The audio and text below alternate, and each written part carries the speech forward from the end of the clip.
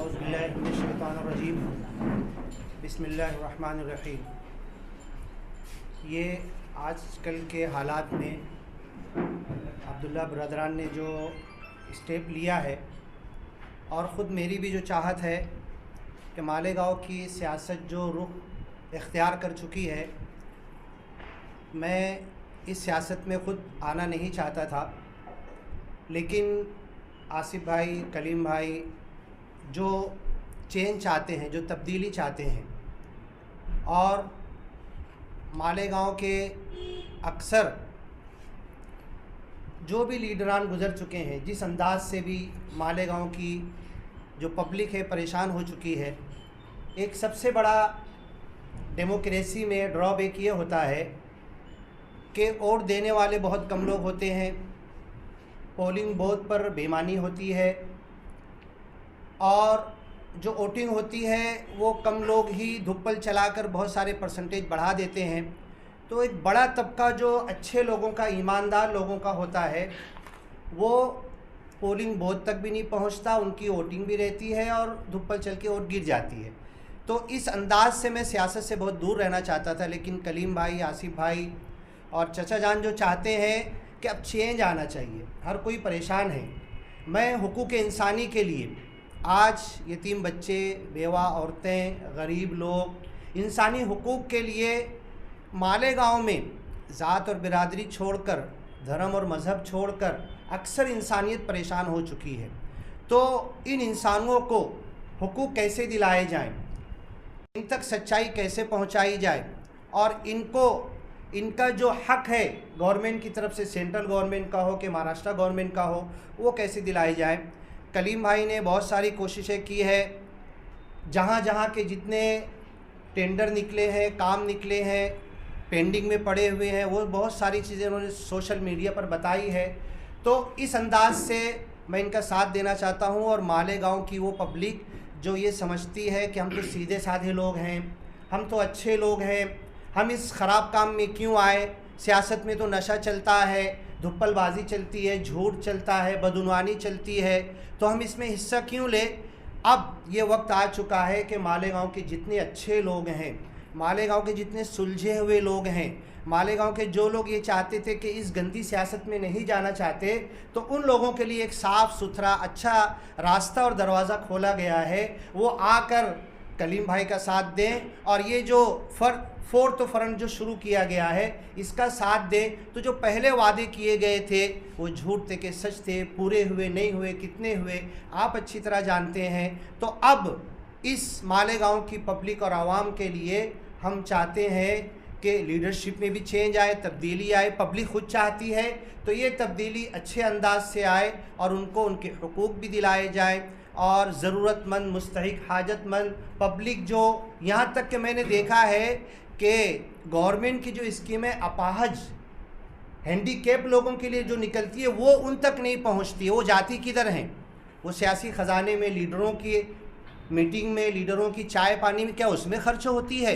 तो ये सब तब्दीली आना बहुत ज़रूरी है। इसी तब्दीली के लिए कलीम भाई, आसिफ भाई और ये मालेगांव ग्रीन ड्राई के जो लोग हैं, और हम लोगों ने अभी तक पूरे इंडिया में जो वक्फ़ तरमीमी बोर्ड के ताल्लुक़ से बहुत चिल्लाया गया, हस्नल्लाह बोर्ड हो, जमीयतुल उलमा हो, बहुत सारी मस्जिदों से बहुत सारे उलमा, लेकिन सुप्रीम कोर्ट में अभी तक कोई गया नहीं।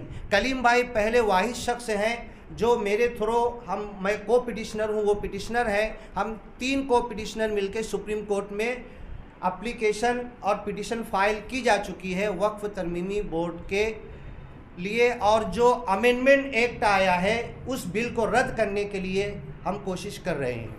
तो मैं समझता हूँ इतनी बातें बहुत काफ़ी है, और अगर कुछ होगा तो देखेंगे, आगे कुछ बोलेंगे। हमारी प्रेस कॉन्फ्रेंस का जो 3 मकसद है मेन, हमारी प्रेस कॉन्फ्रेंस का ये लेने का 3 मकसद है टोटल। इधर आ जाएगी ना आवाज़ इंशाल्लाह। पहला मकसद ये है कि मेरी उम्मीदवारी को लेकर असम्बली की उम्मीदवारी को लेकर। दूसरा इशू ये है कि नेशनल ग्रीन ट्रिब्यूनल के ज़रिए हमने जो काम करवाए मालेगांव शहर में 750 से 800 करोड़ रुपए के, तो उसकी डिटेल हम बताएंगे यहाँ पे। और मैं मालेगांव शहर के तमाम लीडरों को चैलेंज करता हूँ कि अगर उन्होंने मुझसे ज़्यादा काम किया है तो मेरे साथ आके मीडिया के सामने बैठे और मेरा सामना करे।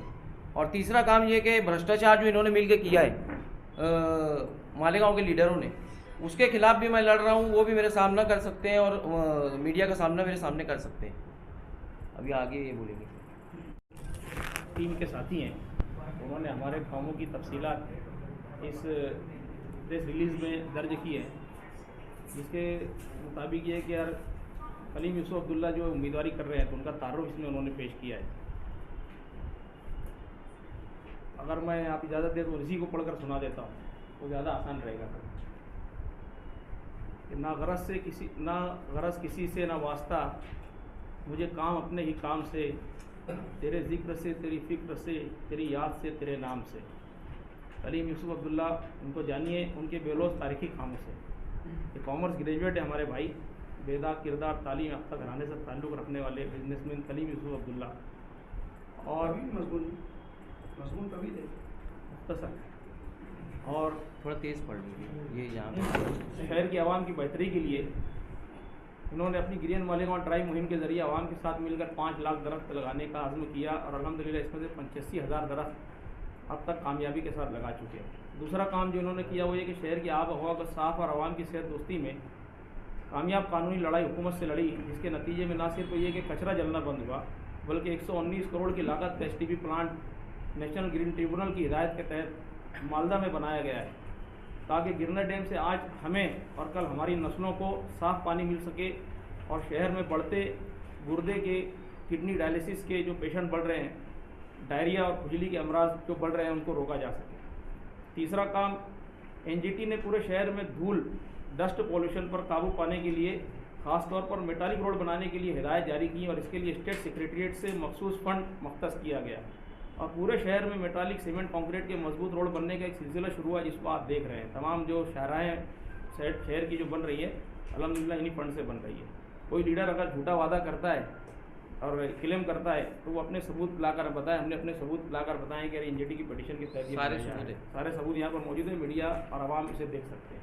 चौथा बड़ा काम बिना सियासी उहदे पर रहते हुए ये हुआ कि NGT की हिदायत पर अंडरग्राउंड ड्रेनेज के लिए 550 करोड़ की खतीर रकम कॉरपोरेशन को मिली और इसका काम भी जंगी पैमाने पर जारी हो चुका है। इस तरह अब तक तकरीबन 850 करोड़ के काम अल्हम्दुलिल्लाह पाए तकमील तक पहुँच चुके हैं और इसके अलावा मज़ीद फंड्स आएँ और नए काम हों, इनकी कोशिशें अब भी जारी हैं। शहर में पाँचवा काम ये कि शहर में बढ़ते जुराइम और मंशियात के बढ़ते कारोबार की रोकथाम के लिए हमने पहला कदम अगस्त 2018 में और उसके बाद मार्च 2022 में उठाया था, जिस पर कार्रवाइयाँ भी हुई और आने वाले दिनों में मंशियात को शहर से मुकम्मल ख़त्म करने का, कम्प्लीटली इरेडिकेट करने का हमारा जो अज़्म है वो महकम है, जिसके लिए सियासी और अवामी ताकत हमें दरकार होगी। नंबर 6, कोरोना जब आया और मालेगांव को सबसे ज़्यादा मुतासिरा दिखाने की कोशिश चंद शहर पसंदों ने की, उस वक्त जब शहर के कुछ लीडरान खुद को क्वारंटाइन किए हुए थे और कुछ ठेकेदारी में कमाने में लग गए थे, तो हमने अपने सच बात न्यूज़ अदारे की टीम, ग्रीन मालेगांव ड्राइव की टीम और जमीयतुल उलमा के साथ मिलकर पूरे शहर की बेलोस खिदमत की। रियासती वज़ीर सेहत के साथ सामने सवालात उठाए, प्राइवेट दवाखानों को खुलवाया जिसकी वीडियोज़ मौजूद हैं। इसके अलावा एजाज सर ग्रुप के साथ मिलकर, सत्य मालिक लोक सेवा ग्रुप के साथ मिलकर मालेगांव मॉडल के तहत बैरून शहर में भी मेडिकल कैंप्स लगाए ताकि मुस्लिम भाइयों की मदद हो और गैर मुस्लिम भाइयों के दिल जीते जा सकें, आपसी भाईचारा बढ़े और फ़िरका परस्त तनासिर के मंसूबे नाकाम हो जाए। अल्हम्दुलिल्लाह इस मालेगांव मॉडल में शहर के तमाम BOMS डॉक्टर्स ने काबिल कदर खिदमत अंजाम दी। अल्लाह इन्हें बेहतरीन जज़ाए खैर अता फरमाए। और शकील भाई हमारे उस वक्त सच बात के पत्रकार थे तो उनको भी इन कामों के गवाह हैं। 7वां काम, इन कामों के अलावा शहर के कई ख़ानदानों को दरपेश कानूनी मामलात में हमने बर वक्त कानूनी मुआवनत की और इन्हें बेजा गिरफ्तारियों से या उनका इस्तेसाल होने से बचाया है। जैसे कुरैशी भाइयों को मशिंदर शिरके के मामलात में, मोबाइल IME मामलात में 14 अफराद को जब उनके वकला तक मायूस हो चुके थे और चंद बुनकर ख़ानदानों को तांबा काटा के मासूम बुनकरों का इस्तेसाल करने वाले व्यापारियों के टोले से ऐसे वक्त में हमने बचाया एवले वाला फैमिली को, जब शहर के बड़े सियासी लीडरान मदद करने से कासिर थे या पीठ दिखा चुके थे। Number 8, Malegaon power supply limited नामी कंपनी के आने के बाद मुतअद्दिद कारखाने बंद हो गए। ऐसे हसास मामलात में तमाम बड़े लीडरान जो सनत दोस्ती का भरम भरते हैं, चुप रहते हैं। इन पर इल्ज़ाम है कि इन्हें मुंह बंद रखने के लिए मुंह भर रकम दी गई। लेकिन जब कुछ बुनकर बरदरान कलीम यूसुफ अब्दुल्ला के पास आए तो इन्होंने बड़ी बारीक बीनी से मुतालिया किया और उसके बाद एक वीडियो बनाकर उसे सोशल मीडिया पर वायरल कर दिया, जिसके बाद कई बुनकरों ने फ़ोन करके उनका शुक्रिया अदा किया और वादा लिया कि आइंदा जब कभी बुनकर तंजीमें इन मामलात के हल के लिए कानूनी लड़ाई लड़ना चाहेंगी, इसमें ताउन दरकार होगा। इस पर हम तमाम बरादरान का, हमारी फैमिली का ये वादा है इंशाअल्लाह बुनकर बरादरान से कि हम बिजली कंपनी को कानून के मुताबिक अवामी मफादात में काम करने पर मजबूर करेंगे और अगर उन्होंने ऐसा नहीं किया तो उन्हें बाहर निकलने पर कानून के रास्ता इख्तियार करेंगे, उन्हें बाहर निकालने पर। लेकिन कौम के रोज़गार के साथ आइंदा किसी लीडर को खिलवाड़ करने नहीं दिया जाएगा। दो पॉइंट बचे। एक पॉइंट। गुज़िश्ता कई सालों से बदउनवान सियासतदान और ठेकेदारों के टोले ने बड़ी अय्यारी, मक्कारी और चालाकी से शहर में जो लगभग 3000 करोड़ की लूटमार की और इनका सिलसिला मुसलसल जारी है, इस पर रोक लगाने का काम शुरू किया है। हमने शहरियान के सामने बदउनवानी और लूटमार का पर्दाफाश किया। लोक आयुक्त, ईडी, एसीबी और हाईकोर्ट में इन बदउनवानों के खिलाफ शिकायतों का सिलसिला शुरू कर दिया है और आवाम को भी मालूमात फराहम करने का इनकलाबी कदम हमने उठाया है। सोशल मीडिया पर तमाम लोग इसको देखते हैं हमारी पोस्ट को। नंबर 10, इंशाअल्लाह अब्दुल्ला परिवार की पूरी कोशिश होगी कि शहर में टेक्निकल कॉलेज आएँ, इंजीनियरिंग कॉलेज बने, मेडिकल कॉलेज बने और शहर में नए तिजारती अदारे कायम हों, ताकि नए अस्पताल बने, ताकि हमारी आने वाली नस्लों को इज्जत और वक़ार की और वतन की रोज़ी इन तिजारती अदारों के ज़रिए मिल सके और हमारा शहर तरक्की की दौड़ में किसी से पीछे ना रहे। हमारे साथियों ने जो गुजारिश लिखी है कि कुछ लोग समझते हैं कि उनके वोट पर सिर्फ उनका ज़ाती इख्तियार है, वो अपनी मर्ज़ी से जिसे चाहे वोट दें। हाँ, ये ज़रूर है, लेकिन मलूज़ रहे कि ये एक शहादत है, शहर की कौम और मिल्लत की अमानत है। इसे इज्तिमाई मफाद को सामने रख कर इस्तेमाल कीजिए, तामीर और तरक्की के नाम पर वोट दीजिए, ना कि बरादरीवाद, अकरबा परवरी, ज़ाती ताल्लुकात व मुफादात को देख कर। जिस तरह हमने एक होकर पार्लियामेंट इलेक्शन में वोट डाले, हालांकि अब तक मेंबर ऑफ पार्लियामेंट ने शहर को इतना कुछ नहीं दिया है जितना अल्हम्दुलिल्लाह हमारे ब्रदर कलीम अब्दुल्ला और उनकी कोशिशों से शहर को मिला है। इसी तरह असेंबली में अब की बार जिन्होंने अपना जान और माल लगाकर कौम को बहुत कुछ दिया है, उनका खुलकर साथ दें और शहर से बदउनवानी और जुल्म की सियासत का मुकम्मल खात्मा करें। जुल्म का सूरज कब बदलेगा? हम बदलेंगे तब बदलेगा। मजलूमों को मिलेगी बादशाही, अब सब का सब बदलेगा इंशाअल्लाह। ये देंगे। और मेरी पत्रकारों से गुजारिश है, एक अपील है कि मालेगांव शहर के जितने लीडर हैं उनके साथ एक डिबेट रखा जाए, हमारा ओपन डिबेट। हम पब्लिक फ्रंट है, पब्लिक की तरफ से हम रहेंगे, मैं रहूँगा, और मालेगांव के जितने लीडर हैं उनका झूठ, उनका करप्शन और उनकी बदउनवानी, उनका जो टोला ठेकेदारों के साथ मिलकर पूरे शहर को लूट रहा है और आवाम को गुमराह कर रहा है, उसके खिलाफ मैं उनका सामना करूंगा आवाम की तरफ से। तो एक डिबेट रखा जाए। मैं शहर में तरक्याती कामों का जाल बिछा हुआ है, काम चल रहे हैं, ऐसा सभी लीडर बोल रहे हैं, ये मेरा काम है, ये मेरा काम नहीं है। ऐसे कुछ काम आप गिना सकते कि जो काम आपकी वजह से आए हैं और उसको लीडर ये कह रहे हैं कि ये मेरी वजह से आए? कुछ काम ऐसे, सीवेज ट्रीटमेंट प्लांट 120 करोड़, पूरे शहर में मेटालिक रोड, जनरल फंड से जो बन रहे वो अलग, लेकिन 450 से ये अंडरग्राउंड कटर 550 करोड़ की, ये प्रूफ है ना, प्रूफ लेकर आया हूँ मैं सबको देता हूँ। अभी नेशनल ग्रीन ट्रिब्यूनल का ऑर्डर है, ये प्रूफ है, उसी के तहत आया है। ये शहरियान, ये लीडरों ने जितनी कुदाल मारी है 90% काम अपने फंड से आए हैं, यानी अपनी कोशिशों से आए हैं। ये बिल्कुल बोलेंगे अपने मुकादम साहब है ना, उनके ये सीवेज ट्रीटमेंट प्लांट जो है ना, ये मालदा में बन रहा है, जिसके ज़रिए से जो आवाड़ी नाला और मालेगांव से गंदगी बहकर गिरना डैम में जाती है। तो आने वाले 25 सालों में, 20 सालों के बाद जो है, तो हमारी जो आवाम है, हमारी जो कौम है, तो उनको पीने का साफ पानी भी मैसर नहीं हो सकेगा। इसके लिए हमने दूरअंदेशी रखते हुए इस काम को करवाया है। ये इसके फ़ोटोज़ भी हैं और जो हमारे करस्पॉन्डेंस गवर्नमेंट से हुए हैं, तो उसकी तमाम तफसीलात यहाँ पर इस फाइल में दर्ज है।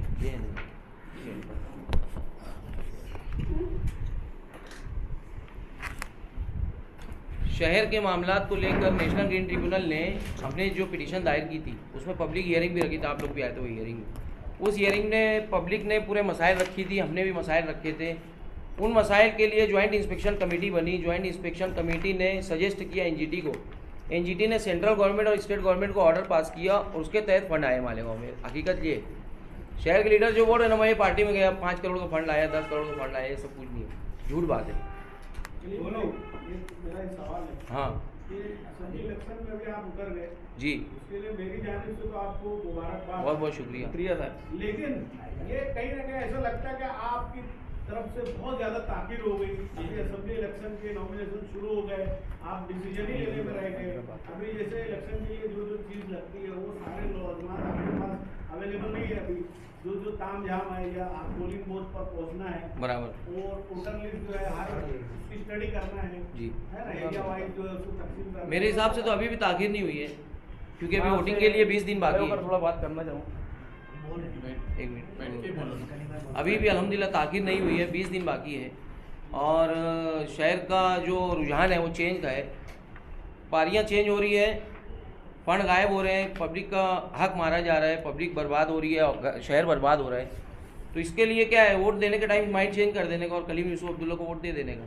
अगर शहर में वाकई में चेंज चाहते हो, तब्दीली चाहते हो, तो लीडर तब्दील करो, मेरा ये कहना है। ग्रीन ट्रिब्यूनल में जो आपकी पिटीशन दाखिल हुई थी उसके फैसले के बाद में जो भी शहर में हाँ। हुआ अभी, तो बुनकरों ने ये इल्ज़ाम भी लगाया कि ये कौम के दुश्मन हैं, ये इंडस्ट्री के दुश्मन हैं और इनकी वजह से हमारी सड़कें बंद हुई। जी, लेकिन उसके असरात जो बाद में जो आपने बताए जी। ये सारे उसके मुस्बित असरात, मजबूत है। तो वो जो इल्ज़ाम लगाए गए थे उसके बारे में आप क्या? सनत दुश्मन मैं अभी भी हूँ।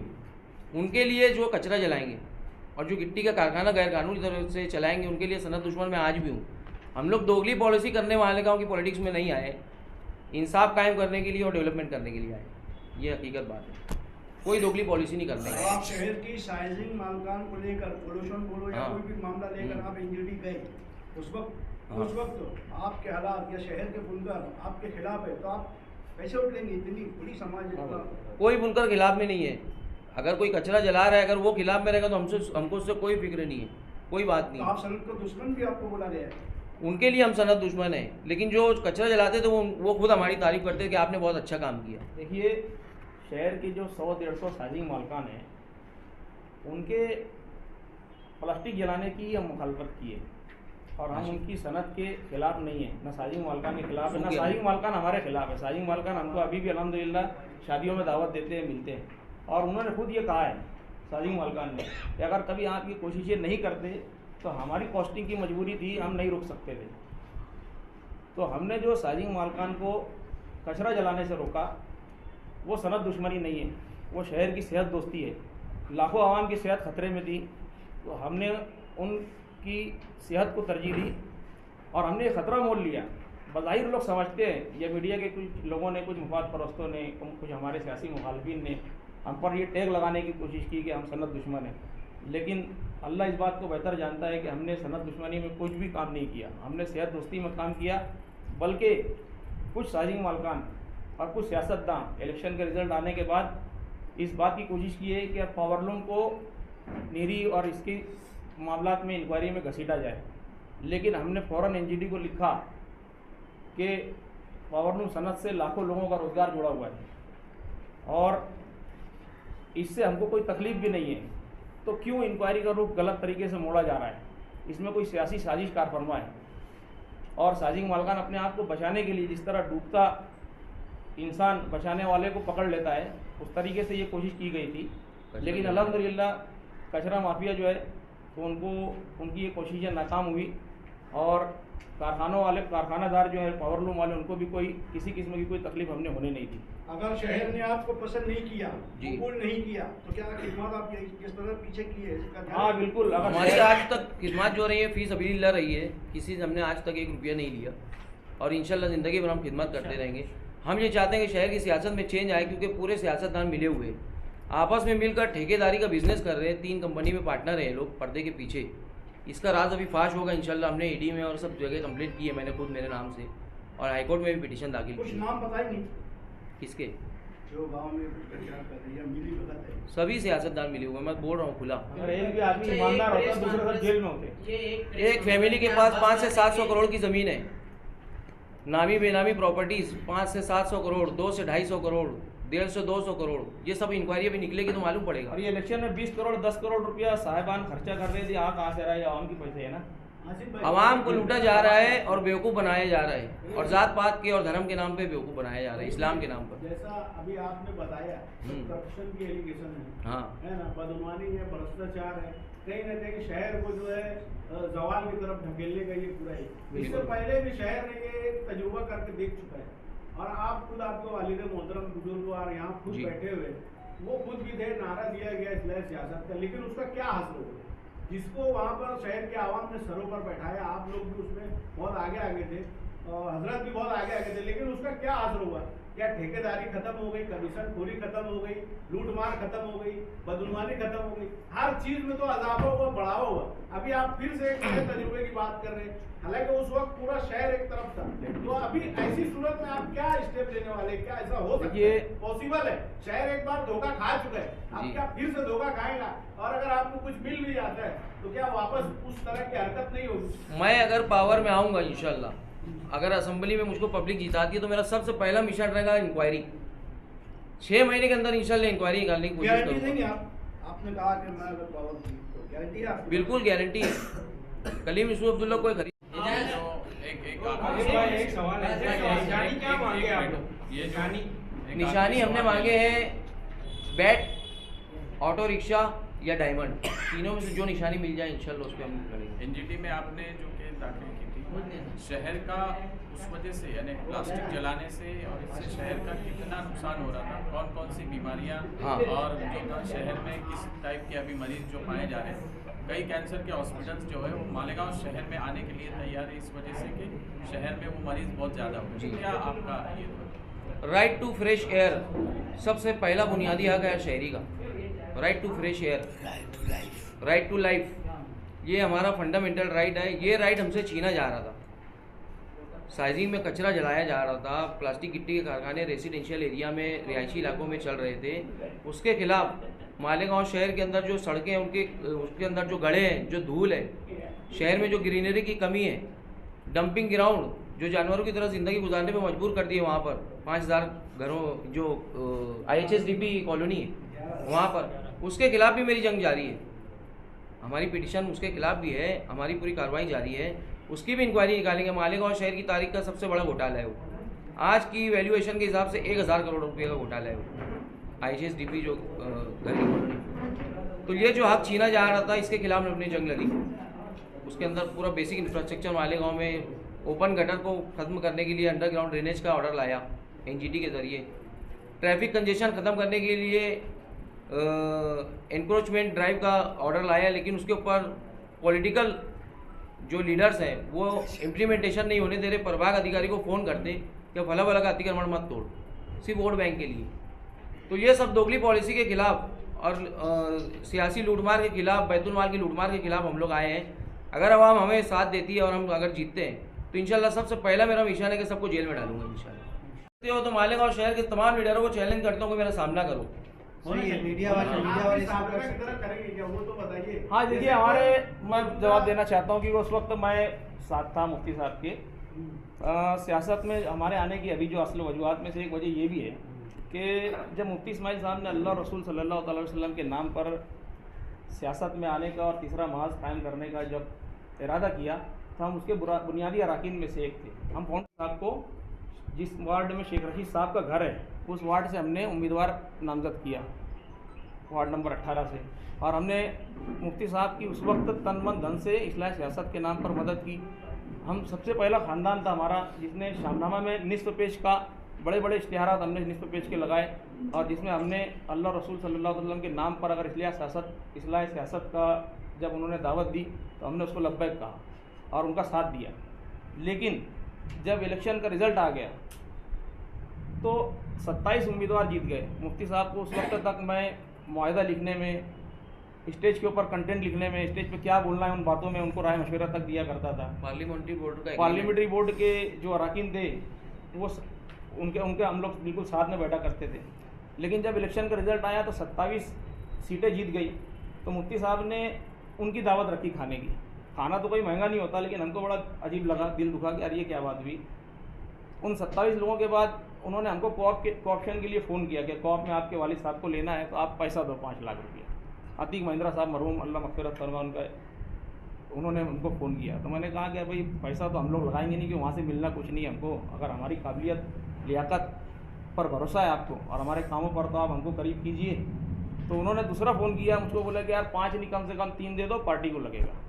और इस बात को मैं कसम खाकर भी बोल सकता हूँ, अभी कसम खा लेता हूँ कि 3 लाख रुपये दे दो। फिर मैंने कहा कि नहीं। तो बोले मुफ्ती साहब ना इस बात पर वजीद हैं कि यार आसिफ से पूछ लो कि वकील साहब को कोऑप में लेना ज़रूरी है मेरे लिए, ना तो शहर में मैसेज गलत जाएगा। अगर वो नहीं बोल दे तो लो। तो उन्होंने मुझे कहा कि कम से कम 1 लाख दे दो। तो मैंने कहा कि यार 1 लाख भी मैं दूंगा नहीं, क्योंकि अगर आपको अच्छा लगता है, उम्मीदवार हमारे वालिद साहब तालीम याफ्ता है, अगर आपको लगता है पार्टी का सपोर्ट रहेगा, पार्टी को सपोर्ट करेंगे और काम काज करेंगे आवाम का, तो आप लो।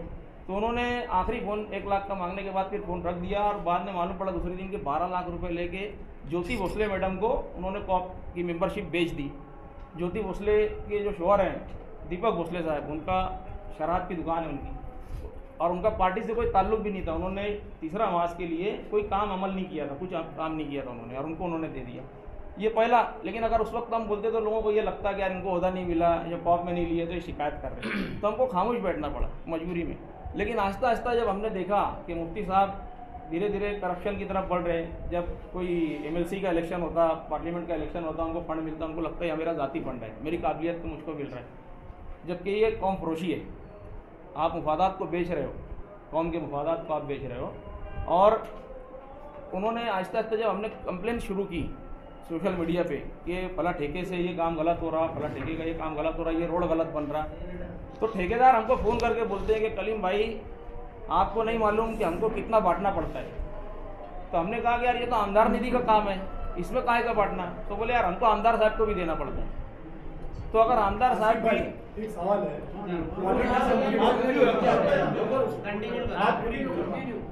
आमदार साहब भी अगर लेने देने में पड़ गए, आमदार साहब भी लेने देने में अगर पड़ गए, तो अल्लाह रसूल के नाम लेने की उनको उस वक्त ज़रूरत क्या थी? हमें और पूरे शहर के आवाम को धोखा देने की ज़रूरत क्या थी?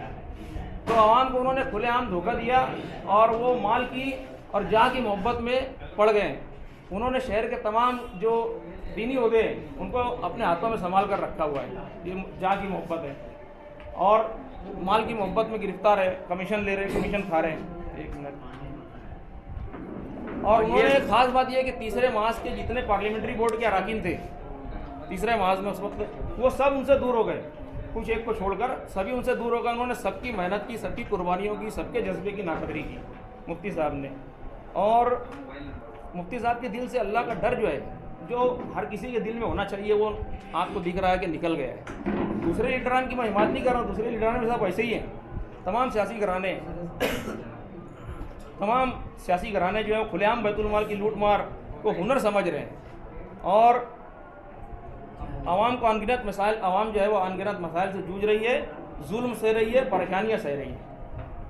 तो एक शेर उस पर से मैं अर्ज़ करना चाहूँगा कि मजलूमों के दिल का हर नाला तासीर में डूबा होता है। जब जुल्म कोई हद से बढ़ता है तो मूसा कोई पैदा होता है। वो मूसा अलैहिस्सलाम कलीमुल्लाह थे, मूसा अलैहिस्सलाम वो कलीमुल्लाह थे जिन्होंने फिरौन के जुल्म के खिलाफ डट कर मुकाबला किया। और आज अल्लाह ने हमारे भाई कलीम अब्दुल्ला को मजलूमों की मदद के लिए उतारा है। 17 साल के बाद ये दर्द पेश है, छलका दर्द तो हमारा कई बरसों से छलका